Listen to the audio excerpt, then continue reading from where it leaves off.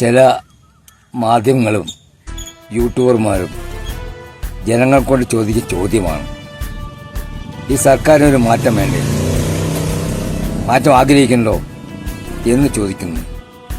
ഇവിടെ ഈ പറയുന്ന ആൾക്കാർ മുഴുവൻ നമ്മുടെ കേരളത്തിലാണ് ജീവിക്കുന്നത്. കേരളത്തിൻ്റെ വികസനം എന്നുമില്ലാത്ത രീതിയിൽ നടന്നിട്ടുള്ള യാഥാർത്ഥ്യമാണ്. സർക്കാർ എല്ലായിടങ്ങളിലും ഇടപെട്ടുകൊണ്ട് പ്രവർത്തിക്കുന്നുണ്ട്. നല്ല നിലയിൽ കേരളം മുന്നോട്ട് പോകുന്നു. അതുകൊണ്ട് രാജ്യത്തിനും ലോകത്തിനും മാതൃകയായി മാറിയിരിക്കുന്നു എന്നുള്ളത്. ഇവരിവിടെ ജീവിക്കാത്തവരെ പോയി ചോദിക്കുകയാണ്, ഈ സർക്കാരിനൊരു മാറ്റം വേണ്ടി, മറ്റോ സർക്കാർ വേണ്ടത്, ഈ സർക്കാർ ഇവിടെ തന്നെ തുടരണ്ടേ എന്ന് ചോദിക്കുന്ന ആരും തയ്യാറാകുന്നില്ല. ഈ സർക്കാർ നിലനിന്ന് പോണ്ടേ എന്നും ചോദിക്കുന്നില്ല. ഈ സർക്കാരിനൊരു മാറ്റം വേണ്ടേ, മറ്റോ സർക്കാർ വേണ്ടെന്ന് ചോദിക്കുന്നു. അപ്പോൾ ഇവർ ജീവിക്കുന്ന ഇവിടെയല്ലേ? ആരാ നോക്കിയാലും ഈ കമ്മ്യൂണിസ്റ്റ് വിരോധികളായിട്ട് പാവപ്പെട്ട മനുഷ്യന്മാർ ചോദിക്കുമ്പോൾ അവർ തക്കതായ മറുപടി കൊടുക്കുന്നുണ്ട്. ഈ സർക്കാർ എന്തോ ഒരു കുറവ് എന്ന് ചോദിക്കുന്നുണ്ട്. എന്തുകൊണ്ട് കുറവ്? ഏതെങ്കിലും ഒരു കുറവ് കാണിച്ചാൽ പരാതിൻ്റെ കംപ്ലൈൻറ്റ് അല്ലെങ്കിൽ ആരോപണത്തിൽ ഏതെങ്കിലും ഒന്നൊക്കെ തെളിഞ്ഞിട്ടുണ്ടോ?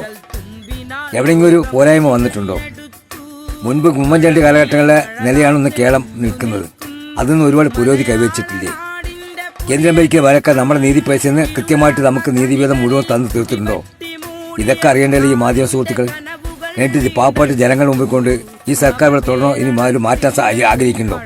ഈ സർക്കാർ ഇവിടെ തുടരണം, മാറ്റം നിങ്ങൾ ആഗ്രഹിക്കേണ്ടെന്ന് ആരും പറയുന്നില്ലല്ലോ. അതെന്ത് പറയാത്ത? അതുകൂടി പറയണല്ലോ, ഈ സർക്കാർ ഇവിടെ തുടരണം, ഈ സർക്കാരിന് മാറ്റം വേണ്ട, നല്ല വികസനം കാഴ്ചപ്പാട് നടത്തിയിട്ട് നമുക്കെല്ലാം മാതൃകയാണ്. ലോകത്തിൻ്റെ കേരളം മുന്നോട്ട് പോകുന്നത് ഒരു മാധ്യമം പറയുന്നില്ലല്ലോ. എന്നിട്ട് ഞങ്ങൾ നിഷ്പക്ഷമായിട്ട് മാധ്യമപ്രവർത്തനം. എന്ത് നിഷ്പക്ഷം? കമ്മ്യൂണിസ്റ്റ് വിരോധം, LDP വിരോധം, ശത്രുത മനോഭാവം മാധ്യമ സുഹൃത്തുക്കളിലുണ്ട്. അതിന് പേര് കുറെ മാധ്യമങ്ങൾ പറഞ്ഞിട്ട് കുറെ യൂട്യൂബർമാർ ഇറങ്ങിയിട്ടുണ്ട്. ഇതാണ് നമ്മൾ കേൾക്കുന്ന വാർത്തകൾ. ഇവിടെ എന്തിൻ്റെ ഇന്ത്യ രാജ്യത്തിൽ നമ്മുടെ കേരളത്തെ പോലെ എന്തെങ്കിലും ഒരു ഉണ്ടോ നോക്കാലോചിച്ചു. ഇവിടെ പെൻഷൻ എങ്ങനെയാണ് കൊടുക്കുന്നത്? മനുഷ്യന്മാരുടെ ജീവിത രീതി എങ്ങനെയാണ്? ആരോഗ്യ മേഖല എങ്ങനെയാണ്? വിദ്യാഭ്യാസ മേഖല എങ്ങനെയാണ്? മറ്റു സൗകര്യങ്ങൾ എങ്ങനെയാണ്? ജനങ്ങൾ ചേർത്ത് പിടിക്കുന്നത് എങ്ങനെയാണ്? വർഗീയ ലഹരിയിലെത്തോ സംസ്ഥാനത്തിലെ കേരളം. ഇവിടെ ജാതി പേരോ മാതൃപേരോ എവിടെയെങ്കിലും വഴക്കുണ്ടാകുന്നുണ്ടോ? ഈ ആദ്യ വിശേഷവും നമ്മളെല്ലാവരും ഒന്നിച്ചല്ലേ ആഘോഷിക്കുന്നത്. വിഷു ആയിക്കോട്ടെ, പിന്നെ വേലയായിക്കോട്ടെ, പൂരങ്ങളായിക്കോട്ടെ, പെരുന്നാളായിക്കോട്ടെ, നേർച്ചയായിക്കോട്ടെ, ഒരു മാറ്റവും നമ്മൾ വരുത്തുന്നില്ല. എല്ലാവരും തുല്യരായിട്ടാണ് ആഘോഷിക്കുന്നത്.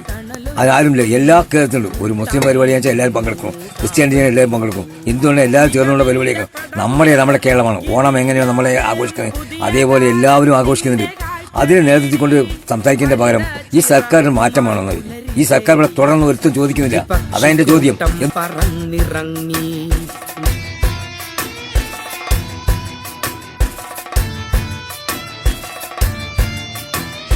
മാലിന്യ മലകളിൽ പൂവിടർന്നു, കറുത്ത പക്ഷിക്ക് വയറരിഞ്ഞു. ലോകം വരച്ചിട്ട ഭൂപടത്തിൽ കാഴ്ചയായി കേരളം മിഴി തുറന്നു. ലോകം വരച്ചിട്ട ഭൂപടത്തിൽ കാഴ്ചയായി കേരളം മിഴി തുറന്നു. ലോകം വരച്ചിട്ട ഭൂപടത്തിൽ കാഴ്ചയായി കേരളം മിഴി തുറന്നു. കാഴ്ചയായി കേരളം മിഴി തുറന്നു.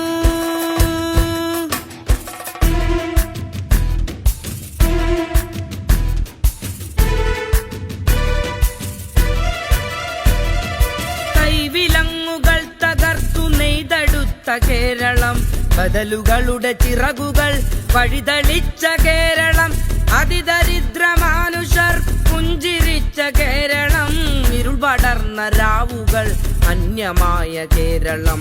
രാജ്യഭൂപടത്തിൽ നാം വരച്ചെടുത്ത പെരുമയും ഒരുമ തീർത്ത കാലവും കവർന്നിടാതെ കാക്കുവാൻ, നവയുഗ തുടർച്ചയിൽ നാടിനെ നയിക്കുക കരുത്തുറ്റ ഭരണമേ കാവലായി തുടരുക.